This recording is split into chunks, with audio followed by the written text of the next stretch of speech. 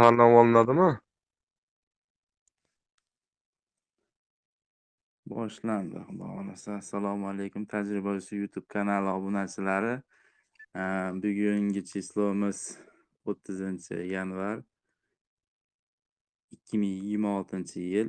Soat millarimiz 20:18 da boshladik xudo xohlasa. Onlayn video chatimizni.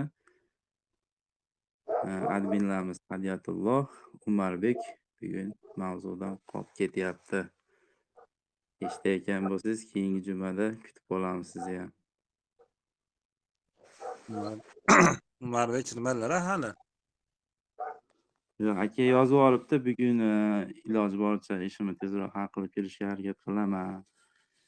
Uzr deb oldindan baraka topsin. Kirsa yaxshi edi, mayli. Sizdan davom etib turamiz, chet bo'lsa qo'shilib ketaveramiz. Boshlaymi bo'lmasa aka? Hop. Bu yil mana inshaalloh induksiya biznesi ancha rivojlanyapti.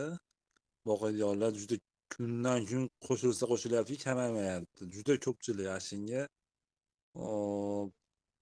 Endi har bitta viloyatda bilmaymiz nechtada, lekin sezilarli darajada ko'paydi. Ashinga bir narx-navolar ko'paygani narx tushishiga sabab bo'larmikin yo nabarot boquvchi ko'paygan hisobiga oluvchi ham ko'payib bir narxlar yana ham qo'shilarmikin? Nima deysiz? O'z shaxsiy fikrlaringiz. To'g'ri, u ko'pchilikda tug'iladigan savol. Menda ham bo'ladi unaqa savollarda. Lekin avvalambor Xudo Allohdan hamma yo'q. Shu ko'payishni xohlayapti ekanki, o'shunga yarasha rizqini ham, rizqchilari ham ko'payyapti. Misol uchun Assalomu alaykum. Va alaykum assalom. Aqli birpa, yaxshimisizlar, tinchmisizlar, charchamasdan. Rahmat. O'zingiz yaxshimisiz? Yaxshi oldingizmi? Mardiya qanday? Keldingizmi? Allohga yo'qsa shukr, yaxshi, rahmat. O'zlaringiz yaxshimisizlar, tinchmisizlar? Rahmat, Allohga shukr. Umarbek, Ona besham aka. bahs boshlanib ketdi. Sizga kim savolni beraman. Hozir Murodjon aka javob beryapti, eshitib turasiz endi. Javoblarni eshitib olamiz, keyin sizga so'z beramiz. Bo'ldi. Xo'p, bemalol. Gapiring Murodjon aka, davom eting. Xo'p, meni fikrimcha, mana aholi ham ko'payyapti, yildan yilga tug'ilishlar soni o'sib boryapti. Mustaqil bo'lganimizda 21 million edi. Hozir mana salkam 40 millionga yaqin aholimiz borda. Xuddi shunday yildan yilga o'sha go'shtga talab, o'sha boquvchilar ko'payishi, go'shtga talab hammasi teng baravar birga bir oshib boradi-da, meni fikrimcha. Misol aytganda, o'tgan yili 10 ta odam qiziqayotgan bo'lsa, bu yil 20 ta odam qiziqyapti. O'shunga yarasha jo'ja ham chiqyapti-da. To'g'ri. Ammo shu paytgacha esimni tanigandan beri bir 5-10 yildan beri shu yoshligimizdan uncha-muncha baqib kelganmiz. Sotilmadi. Bu yil mana piyoz nimalarga o'xshab, kartoshka, tarvuzlarga o'xshab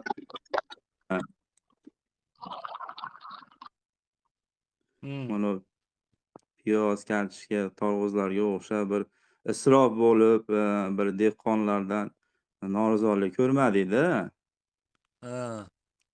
Yildan yilga yaxshi bo'lyapti, xudo xolasa. Meni fikrim. Demak, bu ko'payganini zarari yo'q demoqchisiz. Albatta, mana demoqchimanki, mana yildan yilga mana oshxonalar ochilyapti. E'tibor berayotgan bo'lsangiz, imini har xil misol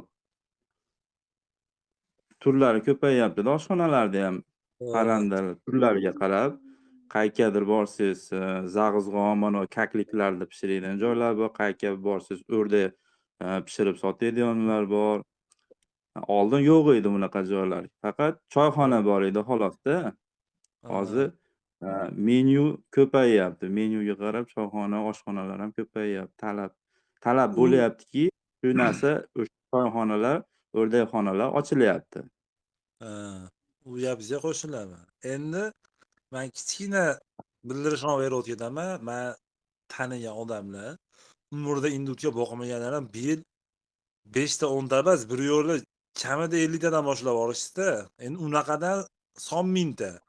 YouTube kanallar ham ko'payyapti, kundan kun boqadigan, ishqibozi ko'payyapti.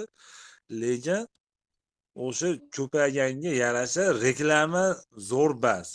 Go'shtga qiziqtirgan. Faqat o'sha oshxona, poshxona, restoranlarda olayotganini eshityapmiz, lekin bir odamlar buni go'shtini maqtab, bir tuxumini maqtab yo bir yangiliklar qilib bir bunaqa Instagramlarda boshqalarda targ'ib bo'lmayapti. Bitta shaharlik fermerni bilaman, shu targ'ib qilyapti. Alloh rozi bo'lsin, yaxshi, lekin men u sezilarli darajada o'sish ko'rmayapman reklamada. Lekin boquvchi o'rtacha bir 10% odam boqadigan bo'lsa, O'zbekistonda o'rtacha oldin, hozir 10% yetida 100% yaqinlashib qoldi. 10 baravarga o'tishi kerak deyapman boqadiganlar soni.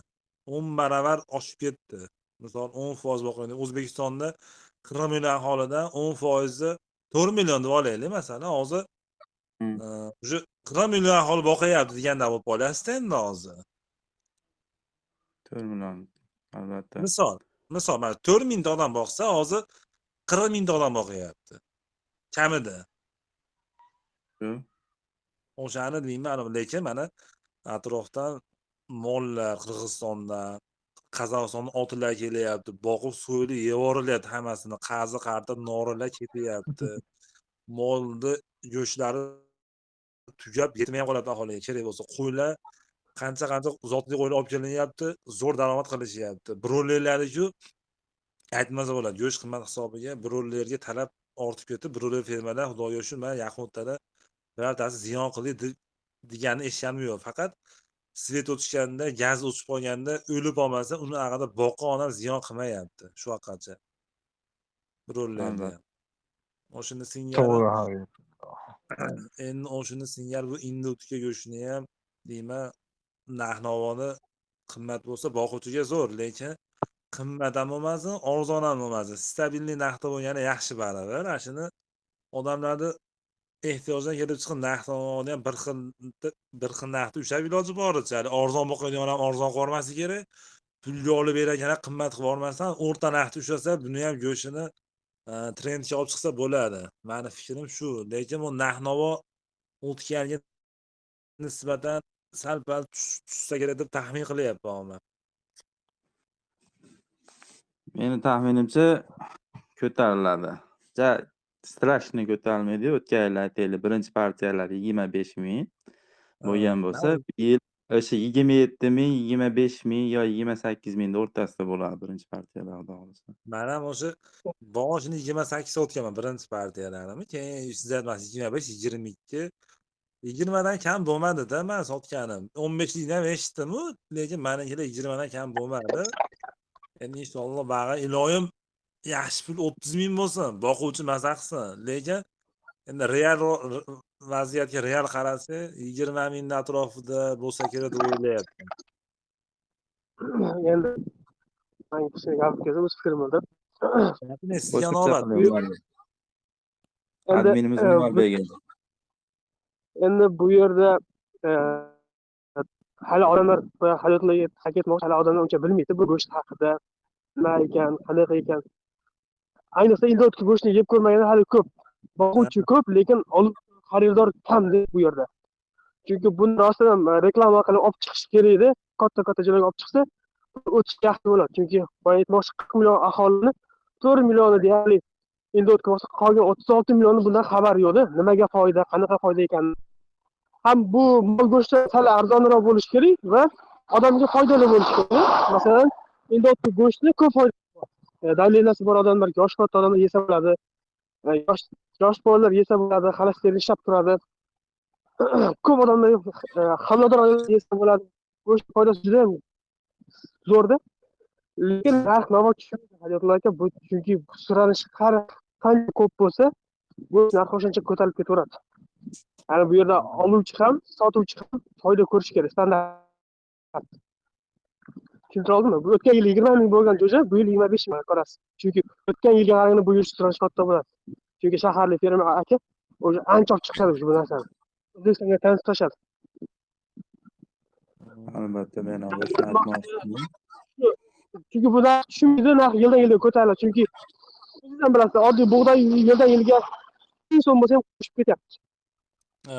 Ha, lekin qo'ldan kelguncha insof bilan narxni chiroyli ishlab turish kerak, kelishib olish kerak. Mana bu yil seni shunaqa holda chiqaramiz, keyingi yil bunaqa narxda bo'ladi deb hisob kitob qilib shunaqa qilib chiqarish kerak. Chunki boya o'zingiz aytmoqchi, birisi 15 ming so'mdan sotsa, birisi 20 ming so'mdan. Shundan keyin zotiga ham bog'liq.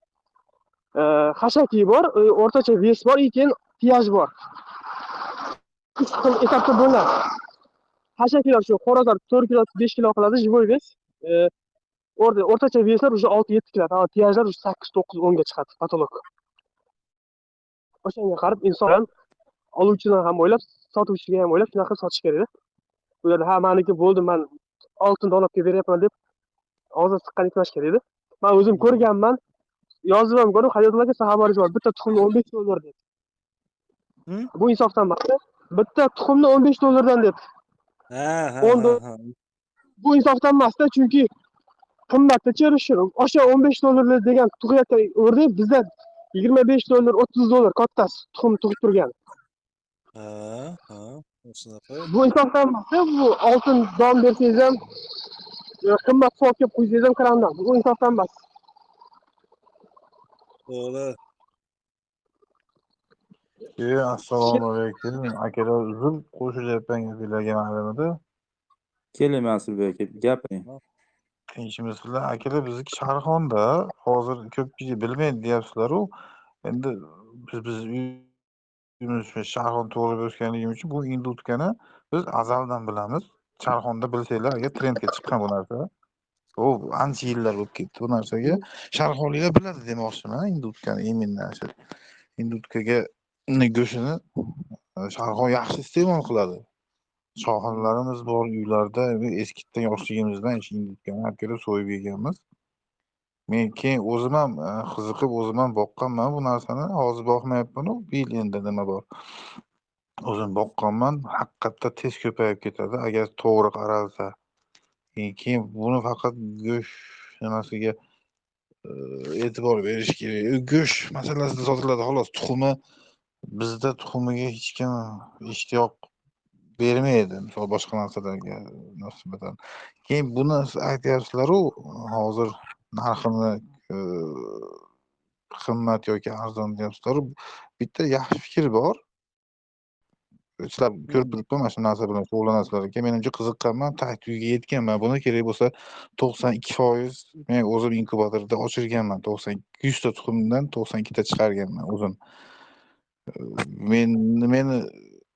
Meni yutug'imni hali men birovda ko'rmadim. Rosa ko'pchilikni surishtirdim. 30-40% dan baland ochirish olmabdi. Lekin men o'zimni qo'lim bilan 3 yil 4 yil bo'ldi bu narsaga. 92% ochirganman 100 ta tuxumdan. 100 ta tuxum ham o'zimniki edi. 5 taga bitta qilib, alohida qilib boqib, tuxumini olganman-da, o'sha 100 donasi tuxumda 100 talik inkubatorda o'zim ochirganman, 92 ta chiqqan. Buni kerak bo'lsa, kimga kerak bo'lsa o'rgataman, o'zim inkubatorim bor. Yo bo'lmasa ochish kerak bo'lsa o'zim ham ochtirib beraman, boshqa qilib beraman. Tajriba bor. Bitta yaxshi fikr bor. Именно tatbiq qilish uchun bu narsani broilerda aytdi kimdir, hozir akamiz broiler baqyapti go'shtini. Esinglarda bo'lsa, ancha yillar oldin butun tovuq, mana 15 yil oldin aniq eslayman, men o'zimiz Andijondan butun tovuq topolmaganman. Butun tovuq ash broilerda tovuq go'shtini so'yilganini topolmaganman. Ehtiyoj bor edi shu narsaga, bo'lib qolgandi. Seni to'yiga shu butun tovuq istab jinim chiqib ketgan xolos. Bu narsaga 15 yildan oshibdi ekan, adashmasam hozir 2007-2008-yillar. Bo'lib ketdi mana 15 yil o'tdi, hech qancha o'tgani yo'q endi hisobda. 3-4 yildan keyin shu broilerda butun tovuqni ham qilindi, boshqa qilindi. Meni taklifim bor, bittasi o'zimning ham rejam bor. O'zimizni mana shu inda utkani yetishtiryapmiz. 4 oydan, 5 oydan keyin уже zarar kiramiz deyapmiz-ku. Agar boqsanglar. 4-5 oy bo'lgandan keyin xuddi shu broilerga o'xshab so'yib, tozalab, mana ma'lum akalarimiz bor. Ana unaqa operasyonka sotishadi. Avlonda akalarimiz operasyonka sotishadi. Men u nimani indutkani patini operasyonkadan ham yulib ko'rganman. To'g'ri, broilerda qilsa oson yulinmaydi, ozgina 1 minut oshiqcha vaqt ketadi. Ozgina qo'l mehnati ham ketadi unga. Lekin ana shu narsani so'yib, именно indutkani, oq-poqlarni emas, indutkani so'yib, hammamiz shaharlarimizga misol yaxshi go'sht sotadigan, misol broiler go'shtini sotadigan, haligi assortiment go'sht sotadigan yoki makro magazinlarimizga qilib tayyor tushkasini, go'shtini o'zini misol qilib sotilib, shu narsani tatbiq qilsa bo'ladi, kirib ketadi deb o'ylayman. Sababi broilerni go'shti bilan o'zinglar bilasizlar, indutkani go'shtini qancha farq borligini. Bu misol oddiy paxta bo'lsa, bu haqiqiy qora go'sht endi hisobda. Endi hozir 35 ming so'm sotyapti broilerni go'shtini hamda. Meni fikrim bo'yicha 50 ming sotilgan taqdirda ham, 50 ming emas, bo'ling 60 ming sotilgan taqdirda ham yaxshi makonlarda 2 kilo toza go'sht chiqadi-da. Ana shunda 100 ming so'm, 5-10 ming so'm so'yganingizga, tozalaganingizga ham chiqib ketadi. 100 ming so'mdan baland bo'ladi.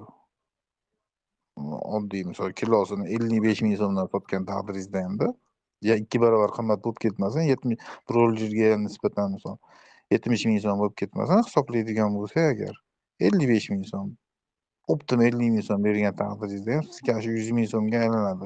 Qilgan mehnatingiz ketadi, to'g'ri. Shunaqa qilib tatbiq qilsa bo'ladi degan fikrim bor lekin. Chunki men ham haqiqatdan o'zim boqqanman, 5 oydan keyin zararga olib ketadi, to'g'ri. 5 oyga sekin semirmaydi emas. Meni ham o'zimni 6-7 kilolik xo'roz indutkalarim bo'lgan, hatto qo'y bo'lib ketganlari bo'lgan. Lekin ana shu 6 oydan keyin уже semirishda bir 3 barobar tashlab yuboradi-da. 5 oygacha yaxshi katta bo'lib semiradi. Shu 1 oy ichida tosh bosadi. Ahamiyat bergan bo'lsanglar, 4 oyligini so'ysangiz jasad yaxshi-yu, lekin kilosiga, so'yib turib kilosiga tortsangiz tosh bosmaydi. Yana 1 oy baqilgandan keyin u jasadga katta bo'lib ketmaydi, lekin tosh bosadigan bo'ladi go'shti. Keyin qattiqroq ham bo'ladi 5 oydan keyingi so'yilgan go'shtlar, ahamiyat bergan bo'lsanglar. Men mana shu narsalarga ham e'tibor berganman. Keyin yana bitta akalar shu yerga to'planib qolsalar, yaxshi sifatli indutkani agar tuxumlayotgan bo'lsa, akalar beringlar, meni sharoitim bor, 50-60 ta ochirishim kerak. Inkubatorni bo'shatib qo'ydim. Именно indutka 50-60 ta ochiraman deb. Kimda bo'lsa aytinglar, men Sharaxondaman. Go'shtda qilibmi, boshqa qilibmi? Endi tug'ishni boshlaganlar, kimdadir hali issiq saqlaganlar tug'ishni boshlabdi. Men endi bitta, ikkita tuxum terib kelgan nima qilmadim. 10 ta bo'lsa ham bittaga bozorga ham chiqib ko'ramiz-ku. Tuxum kerak akadan, indutkani yaxshi sifatligidan. Shu akamizni oqi bor. Oqliginikini ko'rdim men. Shundan bo'lsa, hali ichyorangdan, qoradan bo'lsa deb, shu prosta xilga o'chirmoqchiman erta kunda. Telefon raqamingizni aytib keting. Telefonim 220 75 45. Yaxshi istimal. Chatga yozib qo'y. Ayting. 90 220 75 40 220 75 45. bo'ldi. Endi Men shunga aytay, aloqaga chiqib olaverasizlar aka. Mana yozib qo'ydim. Bu masalaga to'g'ri fikrda, agar odam epli olsa 100 talab, 200 talab boqadigan bo'lsa, lekin standart 2 kilodan qiladigan bo'lsa, boya tovuq go'sht kirgizgan joyi orqa indutka go'shtini kirgizadigan bo'lsangiz o'tadi aka. To'ppa-to'g'ri aytdim. Mana shu fikrni tashlamoqchi edim bugun. Shu fikrni o'ylab yurdim. Siz o'zingiz bozorga chiqing aka, misol o'zingiz siz boquvchi emas, iste'molchi sifatida bozorga chiqing. Mana hammamiz bozorlarimizda har xil go'sht sotadi. Broilerni go'shtini har xil grillishkasini oyog'ini muzlatilgan go'sht qo'yapti. Agar siz oldingizga 35 ming so'mdan broilerni go'shti va 55 ming so'mdan indutkani go'shtini qo'yib qo'ysa, siz bilgan odamsiz. Siz iste'molchiman deb o'ylang hozir. Qaysi birini olasiz o'zingiz misol? Masalan, o'zim broiler qilmaganman va qiziqmaganman. Lekin indutka go'shtni boqib ko'rgan, nima kelib chiqish holi aytaman, indutka go'shtlari yaxshi bo'ladi. Bir marta yeb ko'rgungacha-da aka, bir marta yeb Yeb- ko'rgungacha. Bundan keyin qaytib birovlarnikiga qaramaydi-da, u paxta go'shtga qaramaydi-da birov. Shunaqa deb o'ylayman men. to'ppa-to'g'ri. Endi men o'zim so'yib sotganman. O'tgan yili 2025 boshida shu fevral oylarida 3 mingtaga chiqqan. O'shani so'yib sotganda katta shaharga, Astana, Olmaotaga har shanba kuni 60tasini tayyorlab, yakshanba kuni jo'natib yuborardim. Ulgurolmay qolganman.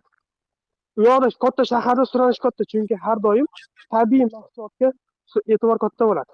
O'sha odamlar charchadi. Zavodskiy narsalarni yebdi, dorilar qiyma qo'shganlarni yeb charchab, odamlar qayerga borsa, tabiiy mahsulotni xohlaydi. Tuxumni tabiiydan, go'shtni tabiiydan. Agar bu indot go'shtini sotsangiz bo'ladi, tuxumini sotsangiz bo'ladi. Tuxumni qanaqa sotasiz? Mana shu pirog pishiradigan, pishma pishiradigan joylarga, konditerskiy magazinlarga sotsangiz, Yo, uni indot tuxumini sotib yuborish aka isrofda, u hayfda u aka. yo'q, hech emas. Men o'zim sifatli uyda shu nima tajriba o'tkazib ko'rganman. Oddiy tovuqni tuxumi bilan indot tovuqni tuxumi pirog pishiradigan bo'lsangiz, indot tuxumi pirogni katta ishiradi. Ancha baland farqi bor. To'g'ri, bizni uydagilar ham mana shunaqa deb ishlatishgan uni. Shu aytmoqchi bo'lgan shu konditerskiy magazinlarga tuxum o'tkazadigan bo'lsangiz, yaxshi o'tadi aka. Men o'zi aytdim, tuxum men bilmadim, lekin go'sht yaxshi o'tadi dedi. Standart hashaki boqadigan bo'lsangiz, уже 6 oydan keyin uni boqish xarajat bo'yicha minusga ketasiz, to'ppa-to'g'ri aytasiz. Lekin men zotli, fransuz, nemislarni boqadigan bo'lsangiz, aka hech qachon minusga ketmaysiz. Men o'zim boqib kelaman. Ularda nima tiri vazni tirigi oyog'ida qimmat turadi, tuxumi ham qimmat turadi. Hozir kimdir aytdi, $15 dedim. To'g'ri, qimmat turadi. Uni endi zotga boqishadi. Endi uni aka siz bilan biz songa, go'shtga, biznesga haqida gapiryapmiz. Menimcha o'zimiz oddiy hashaki endi o'tkazamiz. To'g'ri, hamma o'zini nimasidan kelib chiqqan holda boshlaydi. Lekin kecha men biznes nimani tashladim o'sha gruppaga, qanaqa qilish kerak.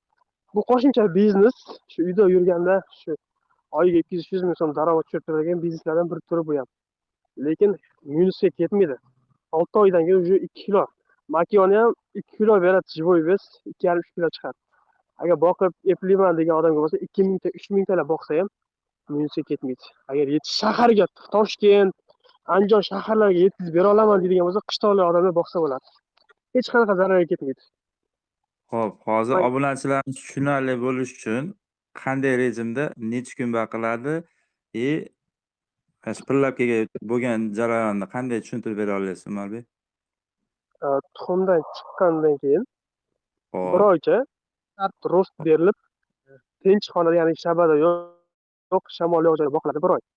Start bor, o'zini starti shuni berib, o'zim qaynab sovigan suv beraman. Shu iliq suv berib, bir oy tinch joyda boqiladi, burud yerda. Bir oydan keyin hovliga qo'yib yuboriladi. Undan keyin shu bug'doy jo'xorini beradi. 6 oy, 5 oydan o'tgandan keyin уже so'yga tayyor bo'ladi. Necha kilo bo'ladi? 2 kilo, 2,5 kilo shu atrofda qiladi.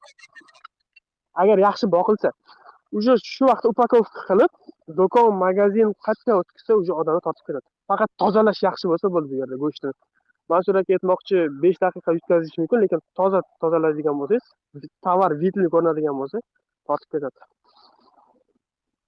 Necha oyda necha kilo go'sht dedingiz? Necha oyda necha kilo go'sht qiladi? Agar yaxshi boqiladigan bo'lsa, hashakiloni 2,5 kilo, makiyoni 2,5 kilo qiladi. Xo'rozlar 3,5 kilo qiladi. 6 oyda. 2 kilodan past bo'lmaydi. 5 oy boqilsa agar makiyonlar 2 kilodan past bo'lmaydi. Tozasi, живой веси, nimasi? Ular tushkasi, go'shtini o'zi 2 kilodan past bo'lmaydi. 5 oydan oshgan makiyon. Tushasini o'zi 2 kilo bo'ladi. Tushkasini o'zi 2 kilodan past bo'lmaydi. O'zi tiri vazni где-то bir u o'sha 20% chiqiniga chiqib ketadi. 20-25% uzog'i bilan chiqiniga chiqib ketadi-yu. Tarozi 3 kilo bo'lsa 1 kilo atxotga ketadi. Xo'p, Umarбек, qarang, 5 oyda ham bo'ldi deylik, mana. Xo'p, 5 oyda necha pul rasxod qiladi u jo'jaga? Sotib olganini hisoblamaymiz. Tuxumdan chiqqanidan to nimagacha demoqchisiz-ku? Yo'q, ana shu jo'jasini o'zini sotib olmagan holatda o'zi ochirdi. Boqyapti. Necha pulga tayyor bo'ladi o'sha jo'jasi? Hashaki oddiy. 6 oyda rasxodni mana hisoblab, men o'zim hisoblayman to'g'risi, lekin zo'r bo'lsa tushasini 60 mingga sotsa ham aka 120 ming so'm bo'ldi kilo. 120 ming yarmi расходga ketgandan yarim foydaga qoladi. Yo, Agar rakamlarni hisoblaylik-da.